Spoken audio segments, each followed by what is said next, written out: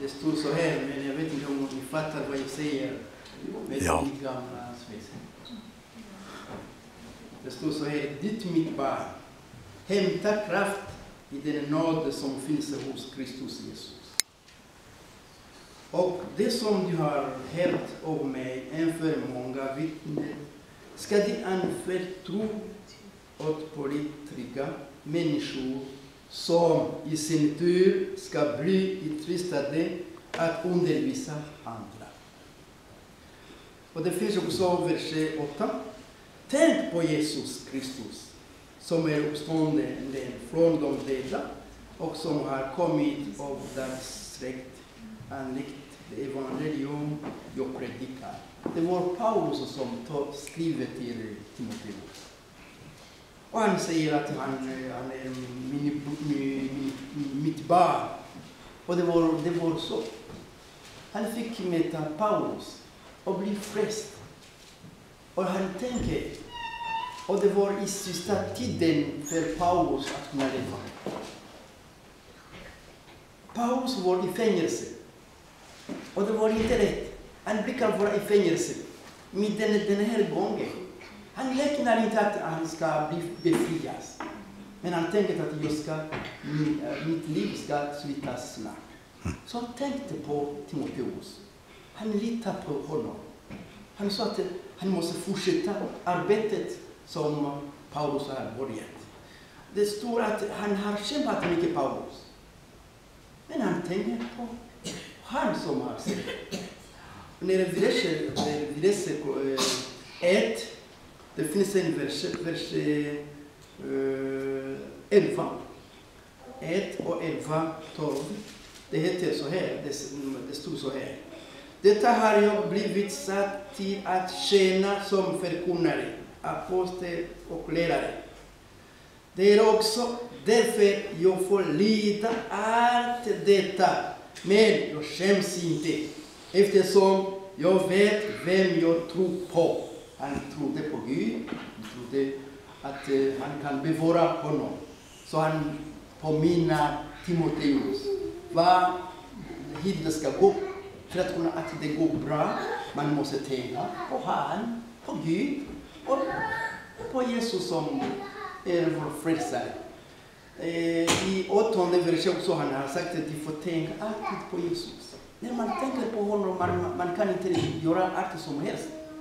Man måste tänka på honom för att kunna gå vidare. Och han har makt att kunna bevara. När vi tänker på i Gamla testamentet, vi läser om Daniel och sina kompisar. Det var inte rätt att kunna leva i det land. Men de tänker på Gud. De bestämde att vi måste vara rädda hela tiden.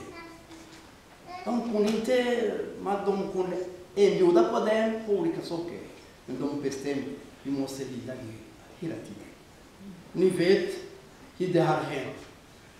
Daniels kompisar, det kom med frestelse. Och de kunde stå upp. De vill inte göra annat än att tänka att det finns en Gud.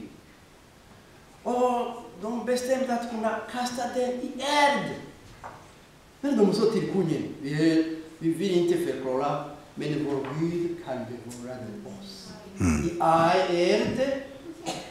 Och den också. Han blir arg.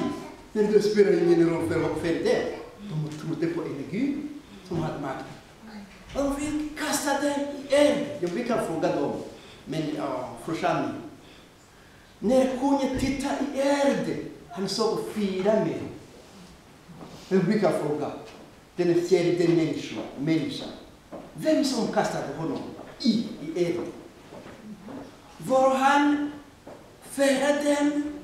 Eller kommer efter dem? Vad säger ni? Kom han först eller efter? Först. Och vänta på dem när de ska kasta den. Men när vi tänker på vad säger Bibeln? Jesus har sagt, om ni litar på mig, om ni lider mitt ord, Gud ska sända hans ande och vi ska komma också och bo i den här människan. Jag tror att när de kastar den i eld. Så den här fjärde människan var i den. Och när det hände att vi är så den här Guds son skulle beviljas att kungen skulle se honom. Han kunde gå och man kunde se att det finns en fjärde människa som kunde bevara det. Det är den Gud som kan bevara oss. Som kunde skicka ängeln, kunde skicka för att kunna bevara. Det kan hända till oss också. Och när de fick kungen kallade dem att kunna gå ut.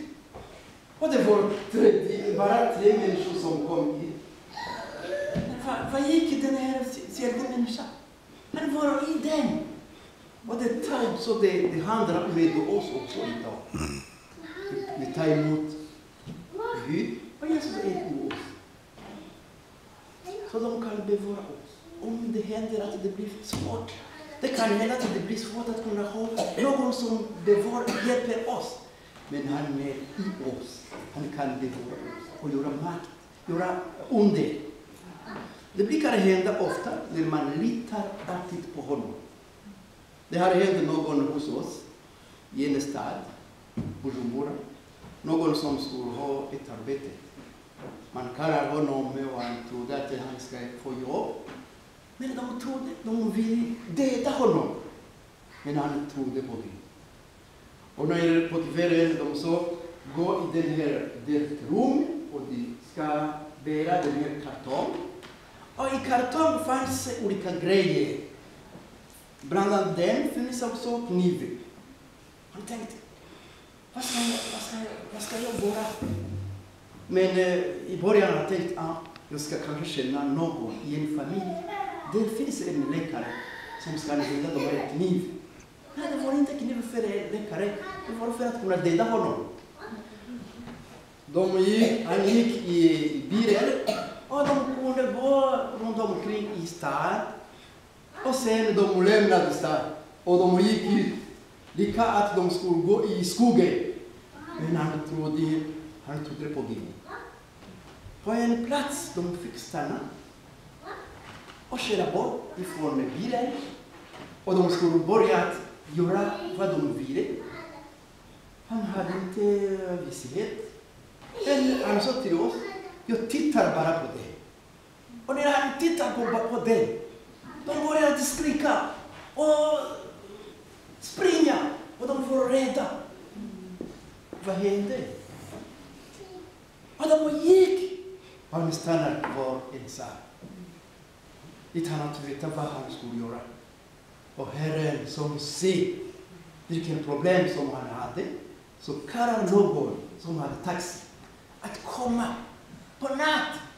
Och den här mannen tänkte, jag ska åka till Bujumbura. Och i slutet hade han bestämt att komma. Och när han kommer, mannen stod bredvid vägen, stora vägen. Och han såg den här människan. Han var lite rädd. På natt. Och det var mörkt. Men han såg den här människan.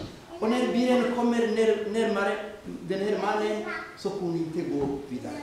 Så stannade själv. Han kunde starta men det gick inte.